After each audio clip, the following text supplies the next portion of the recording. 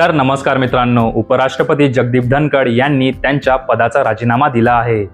त्यांनी राष्ट्रपती द्रौपदी मुर्मू यांना एका पत्राच्या माध्यमातून म्हटले की प्रकृतीला प्राधान्य देण्यासाठी वैद्यकीय सल्ल्याचे पालन करत ते संविधानाच्या कलम 67 अनुसार भारताच्या उपराष्ट्रपती पदाचा राजीनामा देत आहे.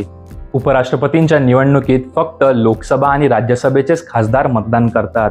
यात नामांकित सदस्यांचा सुद्धा समावेश असतो.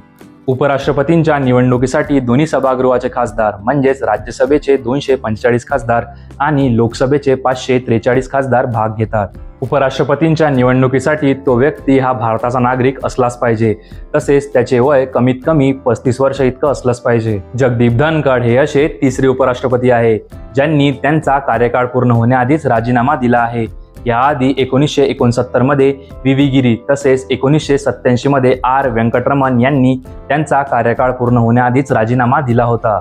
परंतु त्यांचे राजीनामा देण्यामागचे कारण हे आरोग्य नसून राष्ट्रपती पदाची निवडणूक लढवणे होते. जगदीप धनखड हे भारताचे 14वे उपराष्ट्रपती असून त्यांनी पश्चिम बंगालचे राज्यपाल म्हणून सुद्धा कार्य केले आहे.